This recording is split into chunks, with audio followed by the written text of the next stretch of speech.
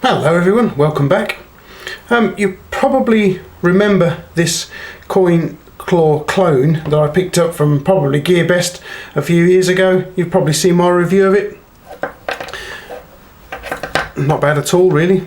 But I was on newfrog.com the other week and I found this, another coin claw clone, which I thought, yep, I'll have to pick that up. Why did I get this one? Let's take a look, shall we guys? Here we have a 10p, a UK coin. Look at that, look how small this thing is. Let's get some dimensions on this thing before we go any further. The diameter is 25.8 millimeters and the main coin part of the body is 1 mil thick. The little keyring that comes with it is 8 millimeters in diameter. Blade length is 14.2 millimeters with a cutting edge of 12 millimeters, and the stock thickness on the blade is 1.7 millimeters. So what on earth does this thing weigh then? 10 grams or 3/8 of an ounce. What's an English coin weigh then? UK 10 pence weighs a quarter of an ounce or 6 grams. Okay, so we've seen it next to a UK 10 pence. What about an Australian 1 brass razoo? Almost, well, the brass razoo is a little bit bigger, to be honest with you. Look at that, a little bit bigger. Taking a closer look at the little miniature coin claw, you can see it's nicely finished, nicely polished. We've got some very nice Chinese characters on the hinge there, as you can see just there, look. We've got a little thumb stud as well. I don't know what use a thumb stud's going to be on something this small. Turn him over. There's a little spring. There's a little slip joint and there's a little ball bearing buried in there as a detent. Okay, so here we have the blade deployed. A little teeny blade there. It's torque screw construction, as you can see, and so there's a little teeny keyring you get with it.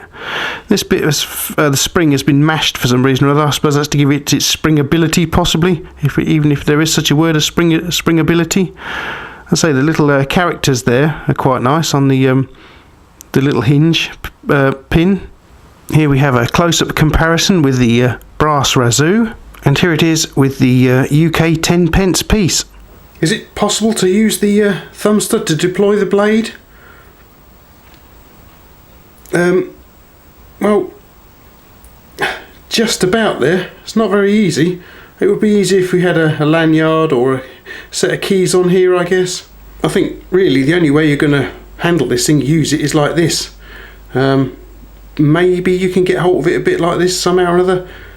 Not particularly very easy. You'd need a lanyard on here or a keyring, you know, a bunch of keys. But if you want to use it by itself, like this, I think. I wonder if we should get Bob the Bitzer bag in, see what we can do with that. First of all, let me point out this is only ground on the one side. This side is flat, but you probably won't be able to see this on camera, but I can actually feel, if you get your nail on here, you can actually feel there's where it's been ground, there's a nice burr going on. Just here, you might be able to hear that. Nice burr. So what I'm going to do is I'm going to get this, take this, where are we now? Here we are.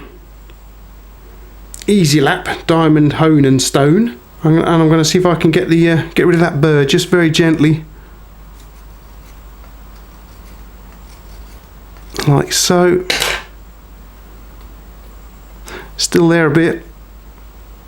Oh.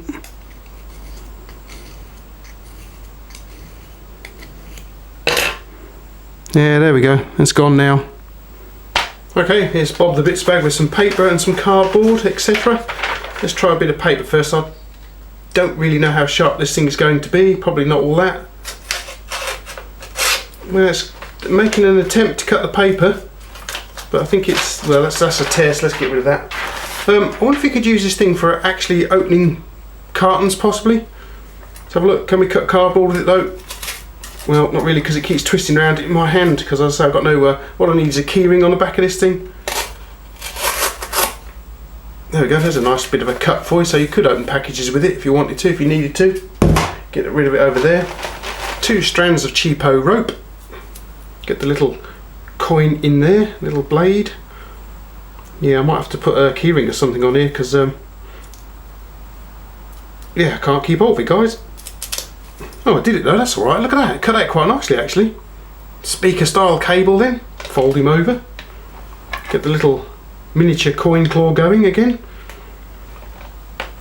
Oh, it's a bit struggling a bit, hang on.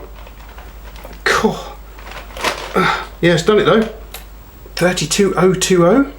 Try that. 32 strands of 0.02mm copper. Well, I'm surprised, guys. Okay, so here's Mule tapeworm, or mule tape, kindly supplied by my friend Trader Joe. Thank you very much, Joe. Cheers. You can see, oops, you can see how much wider it is than the blade, so it might take a couple of cuts to get through it. Let's fold it over and we'll have a go. Right, as you can see, the tip is starting to come through already. Hopefully there, straight through it. Cool. Yep. It's funny stuff to cut, this tapeworm. It's made a bit of a mess of it, as you can see, guys. But if the blade's not very sharp, it won't cut mule tape very easily. Oh, blimey, well, it made a bit of a mess of it. I'm surprised how actually fairly sharp this blade is. It's just awkward to keep hold of though because it's so small. As I say, you'd really need a lanyard, so something you can get hold of behind it, perhaps a set of keys maybe. We won't bother with a cutting block because there's no way you can get it on there, look. So now let's not forget that the original coin claw was designed by Sergei Panchenko, so we'll give him all the credit for designing this rather interesting little knife. I quite like it. I would like to review one of his, an original, if I could get my hands on one. I think they're a bit more expensive than these are though.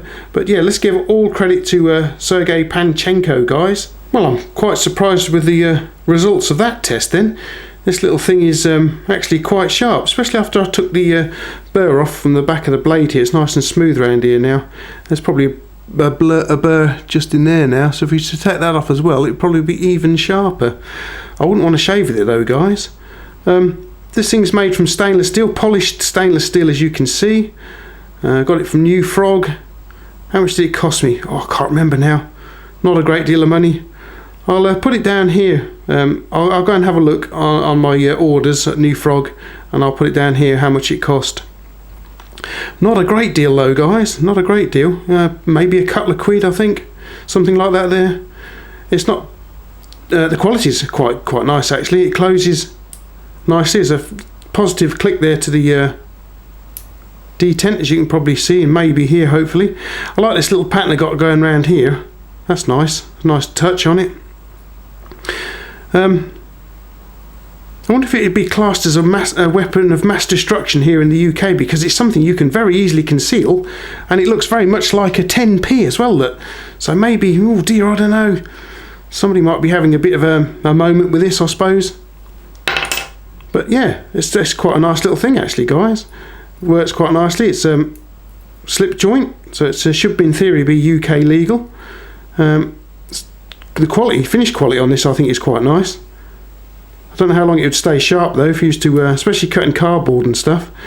But overall, yeah, I'm quite pleased with the little thing actually. Tiny weeny little coin claw. Here we go.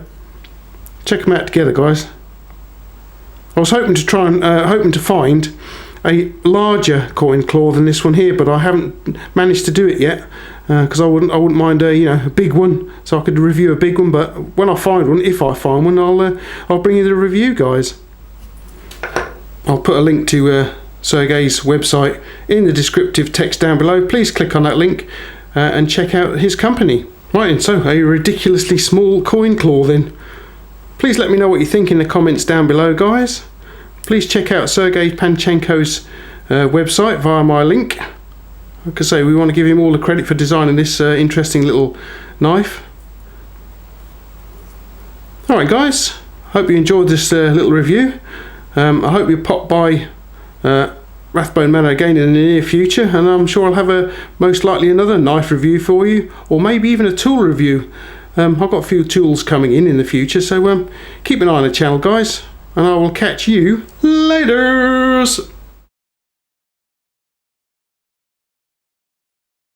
Ruff, ruff.